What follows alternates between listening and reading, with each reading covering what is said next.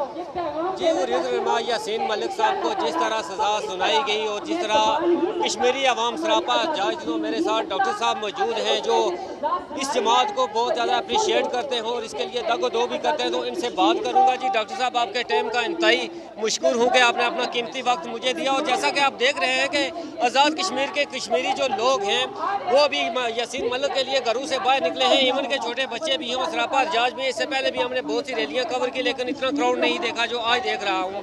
तो क्या जज्बात एहसास होंगे? और साथ ही मैं आपसे ये भी पूछूंगा कि ये सज़ा जो 25 साल जो अभी अभी खबर मिली है, हमने भी सुनी है और आपने भी सुनी है, क्या ये सज़ा इसी तरह कायम रहेगी या इससे कम भी हो सकती है? और जी बहुत शुक्रिया आपका। आज जो है वो मैं सब पूरी जो रियासत है उसमें यासीन मलिक के केस को लेकर एहतजाज किया जा रहा है, हड़ताल है, बाज़ार मार्केटें बंद हैं, लोग सड़कों पर निकले हुए हैं। ये बुनियादी तौर पे यासीन मलिक और उसकी जद्दोजहद जो है उससे मोहब्बत और अकीदत का इजहार है। ये वो पैगाम है कि जो रियासत जम्मू कश्मीर पूरी दुनिया के सामने दे रही है।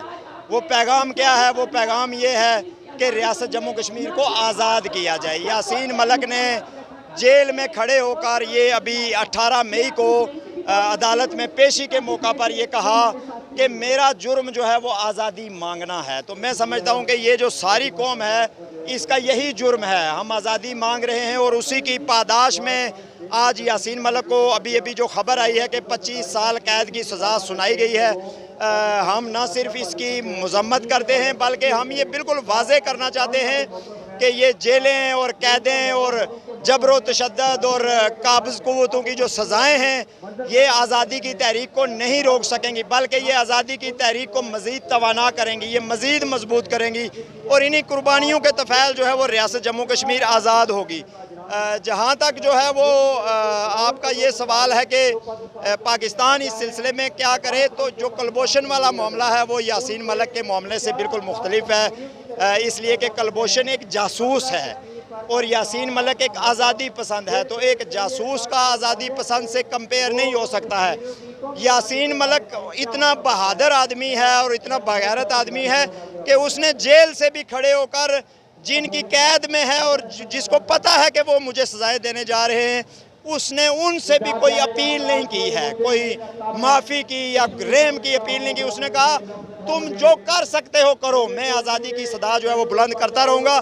मैं समझता हूँ इस सज़ा के ख़िलाफ़ अदालत में भी जाएंगे, इस सज़ा के ख़िलाफ़ चौकू चौराहों में भी जाएंगे, सुप्रीम कोर्ट में भी जाएंगे और जेल के अंदर से यासीन मलिक जो है इस जद्दोजहद को जेल के अंदर से भी लीड करेगा। और हमने देखा है, इन दिनों में देखा है कि जेल के अंदर से जब उसको बात भी नहीं करने दी जा रही तो वो ज़्यादा ताकतवर तरीके से इस तहरीक को जो है वो लीड कर रहा है। तो यासीन मलिक की जो कुर्बानी है उसके तुफैल इस आज़ादी की जद्दोजहद को मज़ीद इंशाल्लाह आगे बढ़ाया जाएगा। अच्छा, मुझे बताएं कि जो आज़ाद कश्मीर के अवाम है यकजहती इज़हार तो कर रही है, लेकिन इससे पहले भी देखा जा चुका है कि बहुत सी रैलियाँ, बहुत से एहतजाज हो रहे हैं। महज ये रैलियों और एहतजाज से आज़ादी मिल जाएगी कि इसके लिए कुछ और भी स्टेप लेना पड़ेंगे? इसके लिए बहुत सारी चीज़ें जो हैं वो करने की ज़रूरत है। बुनियादी तौर पे सबसे पहले इस तहरीक को गैर मुल्की मदाखलत से पाक करवाने की ज़रूरत है, गैर मुल्की एजेंडे से, बैरूनी एजेंडों से पाक करवाने की ज़रूरत है। किसी का कोई एजेंडा है, किसी का कोई एजेंडा है, जो भी कश्मीरियों का ज़ाती एजेंडा होगा, कश्मीरियों को बंदूक उठाने के हक से लेकर सियासत और सफारत के हक तक सब कुछ इंटरनेशनल कम्युनिटी फराहम करती है। दुनिया की सारी तहरीकों में बंदूकें भी चली हैं, सियासत भी हुई है, मज़ामत भी हुई है।